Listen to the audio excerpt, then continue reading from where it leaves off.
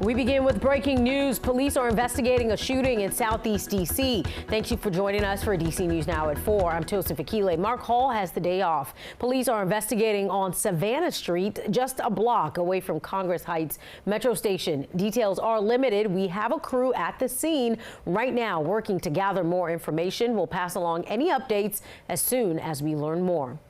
And we have new details in a shooting in Northwest. We know the identity of the man killed by a stray bullet inside an apartment. Police say the bullet hit the window of 59-year-old Jose Camo's apartment. It happened in an alley behind the apartment complex on Ogden Street last night. Investigators don't believe the shooter targeted the victim. Police say this is the district's 11th homicide since May 15th.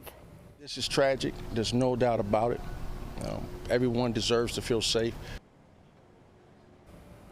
MPD is offering a reward of up to $25,000 for information that leads to an arrest and conviction. A black bear seen climbing a tree in Prince George's County today. Police released these pictures showing the bear on Tahona Drive in the Langley Park area. If you see the bear, call Maryland Department of Natural Resources. Officials say do not approach the bear and bring pets and food inside. Today, many groups across the DMV paid their respects to the men and women who died in the line of duty. People honoring the memories of the brave on Memorial Day. This is video showing the National Memorial Parade in the district. That was on Constitution Avenue at about 2 o'clock.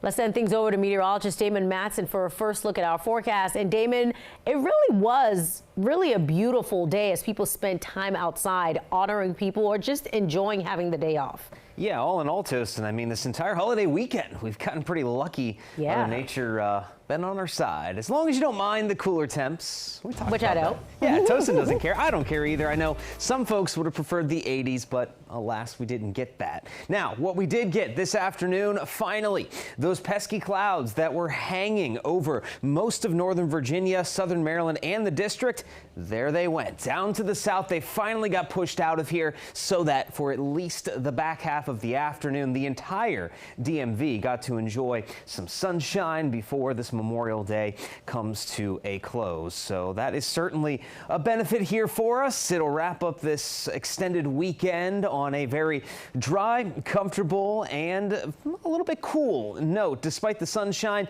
we still have upper 60s in the district, low to mid 70s where that sun was out even longer off to the north. Still comfortable, but again, not quite to those early or at least pre-summertime temperatures we're used to around this time of year. So we'll continue to see more sunshine, stay very dry and calm as we wrap up this Memorial Day. But as we head into the rest of the week, should we be ready for more wet weather to return across the DMV? We'll have a full look at your forecast coming up here in just a bit. All right, Damon, we'll check in with you soon. Thank you. This Memorial Day, people all across the DMV are honoring the thousands of service members who made the ultimate sacrifice fighting for our country. Our Mariel Carbone is live from the National Mall in Mariel. It's been a somber day across all 11 memorials and sites. Yeah, Tosin, somber and emotional. Here at the Vietnam Veterans War Memorial, we are marking 50 years since the end of that war, and veterans we spoke to say they want to make sure none of the names on this wall are ever forgotten. Half the time you have a lump in your throat because you look at that wall, and we got a lot of guys in that wall. On this Memorial Day, veterans, their family members, and onlookers remember, honoring the more than 58,000 names etched into the granite wall of the Vietnam Veterans War Memorial. We always set this day aside to just remember everybody on that wall. You know, they paid the price. We think about them often. Tom Ford served in the Army 1st Cavalry Division from 1968 to 1969. His time in Vietnam marked by so much sacrifice. That black granite wall will preserve that, and people can go down through that aisle and they can look and they can see how much of a tremendous burden that put on the country and on us. You look at the names and you see your reflection. You grow older. They don't. Bob McLaughlin, who served in 1969, says it's an emotional experience. We've had marriages, children, grandchildren, births, all that you experience. They don't, and they never will. But an important one, reflecting on and honoring those who gave up everything. These people gave their all to the country, and I fought with them side by side, and they were my brothers. You honor your brothers that actually saved the nation, saved our freedom. And Tom Four, who you just heard from in that story, says that he's just so grateful that service members killed and returning home are now recognized and honored. He said that wasn't the case when he returned home from Vietnam. Reporting live from the Vietnam Veterans War Memorial, I'm Marielle Carbone, DC News Now. Marielle, thank you for bringing us that story, and we appreciate the men in service for such a major sacrifice. And coming up a little later, a look at the Memorial Day ceremony and parade in Montgomery County. We take you to the events during the long-standing tradition in the city of Rockville. And President Donald Trump honoring fallen service members in his remarks during a Memorial Day ceremony at Arlington National Cemetery. The president calling the fallen great warriors during his remarks. Before speaking, Trump laid a wreath at the tomb of the unknown soldier. President Trump also mentioned the upcoming military parade marking America's 250th anniversary of independence.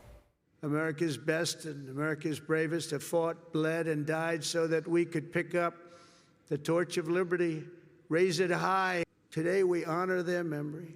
We remember their gallantry. We just revere in the highest sense. More than 400,000 soldiers are laid to rest at Arlington National Cemetery. In West Virginia, people gathered at the War Memorial Park in Martinsburg. Veterans Affairs officials estimate about 1 in 10 Mountain State residents have served in the military. 4 people are recovering after a wild shootout early this morning at an Alexandria apartment complex. The shooting happened at Eaton Square Apartments, and that's where we find our DC News Now's Dave Laval. Dave, any idea what caused the shootings? Well, hey there, Tosin. Not officially, though police do have an idea as to exactly what did happen here. Now, this car behind me was not directly involved in the shootout. However, a stray bullet did strike the car. Meanwhile, several people that we spoke to here told us they don't feel safe living at Eaton Square Apartments. Yeah, I'm just kind of nervous. Jose Cruz has lived at Eaton Square Apartments for 10 years. Monday's shootout doesn't faze him. Nah, I'm even surprised because things like that happen around these areas every time. So. Alexandria police responded to the complex along Florence Drive around 3:45 a.m. Police said 3 men and 1 woman suffered gunshot wounds. It was like shooting back. Like 8 times, like pum, pum, pum. El Hafed Woonen has called Eaton Square home for 6 months. He and neighbors said the gunshots came from inside 2 cars that carried the victims. Police believe things escalated following a dispute between the 2 parties earlier in the evening. Already blood and, so it caused bad damage stuff. All 4 struck by the bullets are expected to survive. Stray bullets struck a nearby SUV and pickup truck. A bullet hole and broken glass serve as reminders of the wild shootout. Police reported no other injuries. The area, it's not safe anymore, basically.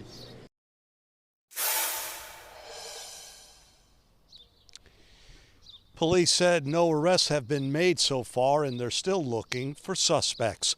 We're live in Alexandria. Dave Laval, DC News Now. All right, Dave, thank you for that report. U.S. Homeland Security Secretary Kristi Noem attended a memorial in Jerusalem honoring the Israeli embassy staffers killed outside the Capital Jewish Museum last week. Noem joined Israel's foreign minister for a candlelight ceremony. Yuran Lishinsky and Sarah Milgram were shot and killed leaving an event. Law enforcement calling their deaths a targeted act of terror. The suspect could face the death penalty if convicted. If you live in the district, get ready to make a splash. The city's Department of Parks and Recreation is opening pools for Memorial Day holiday. Now, just a heads up, city-run outdoor pools will be open only on weekends until June 22nd. Pools will open 6 days a week starting on June 23rd, except for children's pools. You can check the city's website to see when pools are open, closed, or at capacity in real time. Each ward has at least one pool that's open.